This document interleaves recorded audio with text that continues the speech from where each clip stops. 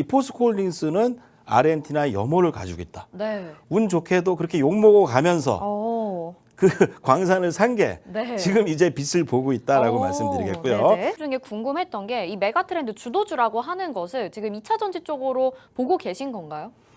네, 아직도 2차 전지는 주도주다, 메가트렌드다 좀 보고 있고요. 뭐 그중에서도 옥석을 가려 본다면요. 네. 2차 전지에서는 결국은 이제 중요 순서가 있습니다. 중요 순서는 뭐 완성차를 만드는 업체, 네네. 그리고 배터리를 만드는 업체, 그리고 양극재를 만드는 업체, 그리고 자원을 갖고 있는 업체. 순서의 관계는요. 갑과 을의 관계는 자원, 양극재, 배터리, 완성차의 순서이기 때문에 저는 결국은 이제 자원을 가진 기업들, 네. 과거에 예를 들어서 뭐 코스모 신소재라는 네네. 기업이 제가 5천 원 정도 때 이 기업에 좀 투자해야 된다라고 저의 뭐 유튜브라든지 뭐 카페죠 오픈 채팅방에서도 말씀을 드려서 실제로 900% 이상의 수익을 오. 인증하신 분이 계십니다. 네. 그런 분들이 저도 그렇게까지 오를 줄 몰랐는데 네네. 이제 코발트라는 자원을 가졌죠. 2차 전지에 오. 들어가는 광산을 갖고 있는 게 바로 코스모 화학이었고 또 앞으로 더 중요하게 대두될 이 광물을 가진 기업들이 저는 시장을 지배하지 않을까. 과거 이제 유가를 정제해서 정유주처럼 네. 그 리튬이나 이런 것들을 정제할 수 있는 기술을 가진 기업들이 아직은 메가 트렌드다. 이게 아직 꺾인 게 아니잖아요. 네네. 끝난 것도 아니고 그래서 그쪽을 저는 더 조심스럽게 바라보고 있습니다. 네. 그러니까 우리가 시작 전부터 생각을 하면 될 것 같아요. 자원이 먼저고, 그다음에 양극재, 그다음에 배터리, 완성차 이렇게 순서가 넘어가게 된다. 그리고 가장 중요한 것이 지금 자원과 양극재다 이렇게 얘기를 해주셨고, 코스모 신소재를 예시로 들어주셨었어요. 근데 뭐 보니까 다른 종목들도 많은 것 같거든요. 뭐 다른 양극재 종목들도 사실 지금 국내 시장에서 좀 많은 상황이고 어떤 종목들인지 한번 좀 꼼꼼하게 디테일하게 짚어볼 수 있을까요? 배터리에 대해서는 이제 뭐 다 아시는 분도 많겠지만 네 가지 소재로 만들어집니다. 양극재, 음극재, 분리막, 전해질이죠. 전 세계 이제 2차 전지 1등 국가는 뭐 한국하고 네, 미국? 아니에요. 중국? 중국. 네. 한국이 1등입니다. 일본에서 100년 전에 네. 초전도체를 논문을 만든 것처럼 네. 100년 전에 논문을 만든 거예요. 그렇군요. 근데 이제 일본이 먼저 개발을 했는데 한국이 세계 1위. 아, 세계 1위. 그리고 이제 중국이 네. LFP 인산철 배터리 부분에서는 95%의 점유율을 가지고 있습니다. 네. 95%의 점유율을 가지고 있기 때문에 LFP 배터리 뭐 더 길게 얘기하자면 좀 길어요. 왜냐하면은 사실 이제 테슬라도 네. 중국산 LFP 배터리를 채용을 했습니다. 그 뭐 이유들을 좀 설명하자면 또 긴 이야기가 있는데 네. 그 채용한 원리가 사실은 이제 중국의 LFP 배터리는 기술력이 낮습니다. 그리고 한국의 이제 3원계, 이제는 4원계로 나가고 있죠. 네. 그런 배터리들은 기술력이 중국보다 3, 4년 이상 앞서 있고요. 또는 일본도 한국을 좀 따라올 수 없는 상황입니다. 근데 이제 뭐 성장성이 꺾였다? 글쎄요. 그렇게 보는 것은 어불성설이 아닌가. 이렇게 말씀이 좀 되고요. 네. 자, 이제 3원계는 이제 보통 리튬에 니켈, 코발트, 망간 622로 섞어가지고 그중에 이제 문제가 아까 말씀드린 코스모 신소재, 코스모 화학이 갖고 있는 코발트가 비싸요. 코발트를 갖고 있는 네. 광산이 비싸기 때문에 이제 거기에 대한 원가를 줄이는 노력을 통해서 3원계보다 이제 테슬라의 경우도 LFP 배터리를 좀 써보겠다 네. 했던 이유는요. 이제 중간에 LFP 배터리가 이제 사실은 이제 가격이 싸고 또 불이 적게 납니다. 네. 그러면 중국산이 더 지금 유리한 거 아닌가요? 그럴 수 있죠. 자, 근데 문제는 이제 성능이 안 나와요. 근데 그런데 성능이 안 나오는 이제 가격도 저렴하고 불이 날 위험도 적긴 적어. 하지만 성능이 안 나오죠. 성능이 좋지가 않다. 근데 그 중국산은. 성능까지도 사실 테슬라가 보완을 했습니다. 네. 뭐 난리 난 거죠. 중국과 미국의 합작이네요. 그렇기보다 이제 3원계 배터리는 이제 안정성 확보 때문에 이 셀을 묘들로 감쌉니다. 그러니까 이중 포장을 하죠. 근데 중국산 LFP에서 혁명이 일어났습니다. 셀투팩 기술 모듈을 없애버린 거죠.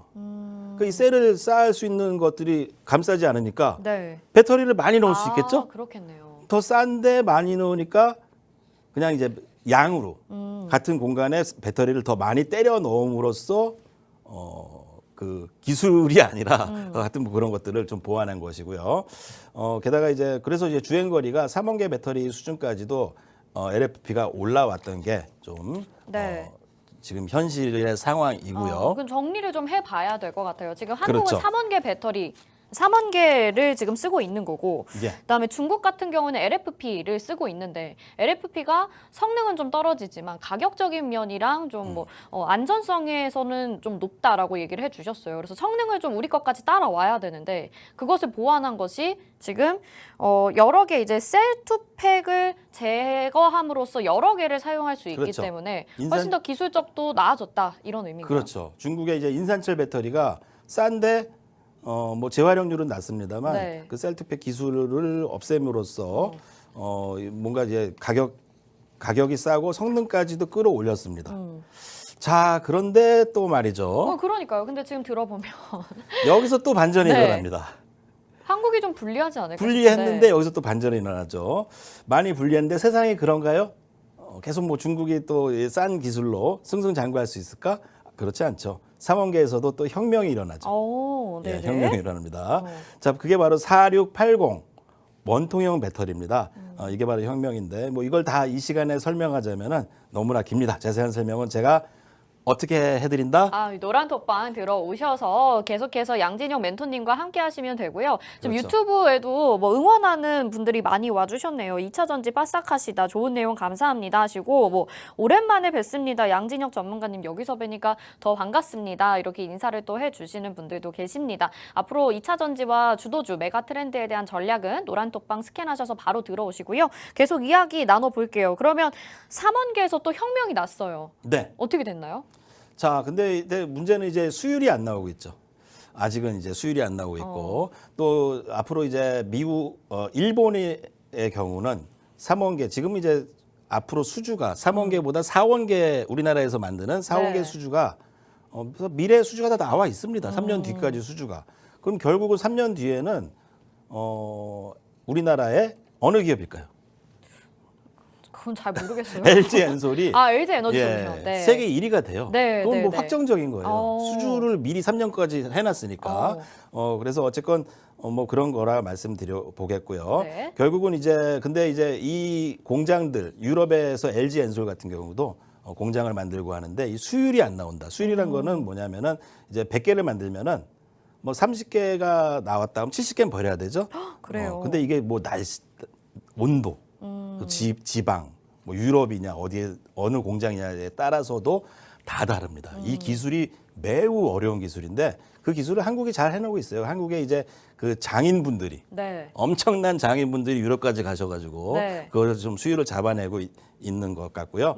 그 수율 때문에 일본의 파라소닉은 뭐 망할 뻔도 했다는 거죠. 그래서 그 기술을 이제 중국이라든지 또한 이제 자체적으로 테슬라가 뭐 만들어내겠다라고 하는데 저는 글쎄요 그렇게 긍정적이지 않다. 어쨌건 그 기술은 결국은 한국이 최고다. 그거는 이제 변치 않을 것이다라고 좀 생각을 말씀을 좀 드려보도록 하겠습니다. 네, 일단은 뭐 LG 에너지 솔루션이 이제 이것을 수율을 높게 지금 잡아감으로써 일본이나 중국보다도 훨씬 더 경쟁력을 크게 가져갈 수 있겠다 이렇게 이야기를 해주셨습니다. 그 개발 과정에서 엎치락 뒤치락 경쟁들이 치열했었던 것 같아요. 그런데 지금 상황에서는 어쨌든 한국이 우위를 점하고 있다라고 이해를 하면 될 것 같습니다.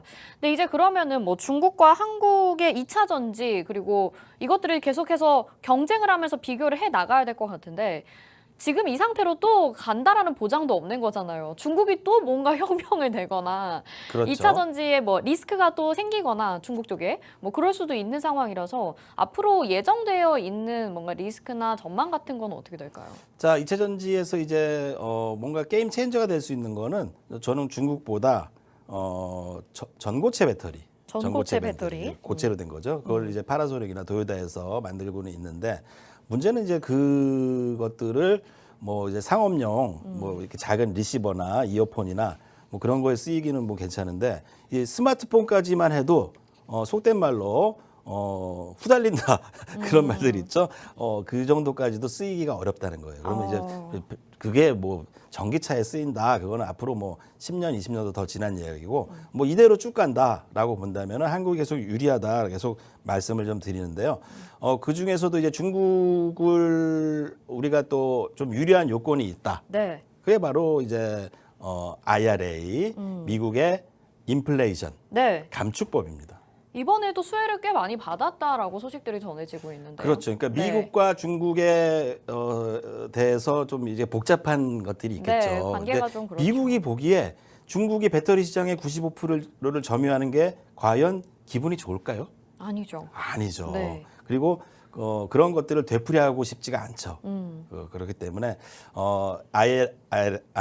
인플레이션 IRA? 예, 네. 말이 꼬이네요. 계속 말하다 보니까 인플레이션 방지법에서는 미국에서는 이제 FTA 미국과 FTA를 맺은 국가들에 한해서만 보조금을 지급한다. 그게 40%에서 이제 80% 이상. 네. 그러니까 FTA를 맺은 다행히 우리나라가 한미 FTA 반대 막 했는데 네. 맺어놨어요. 지금 맺어놨다. 상황에서 봤을 땐 다행이죠. 다행이다. 엄청난 이거는 수혜를 다행이다. 받고 있죠. 그래서 네. 미국 FTA의 수혜를 받고 있는 기업들 중에서 이제 중요한 거는 이제 우리나라 삼성 SDI나 LG 엔솔이나 여러 가지 기업들도 인플레이션 방지법의 수혜를 받기 위해서는 한국에서 만든 재료를 써야 됩니다. 네. 한국에서 만든 재료. 그런 것들은 이제 더 자세한 내용은 네. 또 저의 오픈채팅방에 말씀을 좀 드려보도록 하겠습니다. 네, 좋습니다. 우리가 시간이 좀 부족한 것 네네네. 같습니다. 지금 워낙 재미있게 또 2차 전지를 너무 쉽게 풀어서 이야기를 해주고 계셔서 이해가 쏙쏙 되고 있는데요. 현재 상황까지 한번 짚어본 것 같거든요. 앞으로 저희 매주 수요일마다 양진영 멘토님 출연하셔서 이런 메가 트렌드에 대한 이야기 전해주실 예정이니까 방송 보시면서 또 추후 전략까지 받아보고 싶다. 종목에 대한 공략도 필요하다 하신다면 노란톡방 들어오셔야 되겠죠. 화면에 나가고 있는 QR코드에 스마트폰 카메라 갖다 대셔서 비추시고 노란톡 입장해 주시면 됩니다. 여기에서 추후 2차 전지 종목들에 대한 자료와 또 영상까지 받아보실 수 있고요. 종목에 대한 투자 전략도 세워주실 것 같아요. 들어오시길 바라겠습니다. 우리 짧은 시간 동안 오늘 사실 공략주를 좀 준비를 해주셨거든요. 네. 시간이 얼마 안 남았어요. 어떤 종목인지 잠깐 살펴볼까요? 네, 오늘의 저는 공략주는 저는 포스코 아저씨 네, 라고도 포스코 좀, 아저씨로 불린다고 하시잖아요. 네. 부르는 분들이 계세요. 하도 네. 포스코를 강조해서 그래서 저는 오늘 첫 시간 내에 제가 가장 좋게 보고 있는 기업인 포스코 홀딩스를 말씀을 좀 드려보도록 네, 하겠습니다. 대장주를 가지고 오셨네요. 네, 포스코 홀딩스. 자, 아까도 좀 제가 말씀드렸죠. 가장 중요한 것은 이제 우리 2차 전지나 전 세계 기업들에서 제일 중요한 게 뭘까요? 바로 광물 확보다. 자원. 광물 확보, 네. 자원입니다. 네. 결국은 자원인데요. 이 포스코 홀딩스의 경우는 이제 배터리의 핵심인 리튬이죠. 리튬을 점토해서 캐고 있습니다. 자, 그 리튬이 어디서 많이 나오냐면요. 아르헨티나라든지 그 브라질 사이 그 삼각주에죠. 삼각주에서 그 염호가 나오는데 이 포스코 홀딩스는 아르헨티나의 염호를 가지고 있다. 네. 운 좋게도 그렇게 욕먹어 가면서 그 광산을 산 게 네. 지금 이제 빛을 보고 있다라고 말씀드리겠고요. 네네. 그 염수 리튬이 결국 이제 리튬에서는 염수 리튬이 수익성이 좋기 때문에 광물 리튬보다 향후 아르헨티나 염호에서만 이제 10만 톤을 생산한다는 목표를 가지고 있습니다. 예. 그렇게 뭐 리튬의 중요성이 크기 때문에 네. 리튬 삼각지인 칠레, 볼리비아 뭐 이런 데서는 거의 뭐 국유화를 했습니다. 한마디로 이제 석유 같은 것이다. 과거에 석유처럼 더 중요한 광물이 되어버렸으니까 국유화를 해서 구할 수가 없다. 그럼 이제 포스코 홀딩스의 가치는 저는 더 높아질 수밖에 없다라고 말씀을 좀 드려보도록 하고요. 자, 저는 이것이 메가 트렌드라고 볼 수밖에 없다라고 보는 것이요. 과거 우리나라가 아까도 말씀드렸듯이 삼성전자가 64KB램을 만들었던 시기가 바로 포스코 홀딩스인데 네. 아쉽지만 시간상 제가 다음 시간에 좀 더 네. 요거를 얘기해 드리고 있고요. 네. 또 중요한 것은 또 저의 채팅방에서 좀 자료를 좀 드려보도록 하겠습니다. 네, 2차 전지에 대해서 이렇게 메가 트렌드로 주의 깊게 자세하게 이야기를 해주신 분이 출연해 주셔서 너무 감사드린다는 말씀 전하겠고요. 아쉽습니다. 자세한 내용 오픈 채팅방 통해서 전해드릴게요. 오늘 저희는 여기서 인사드리도록 하겠습니다. 시청해주신 여러분 고맙습니다.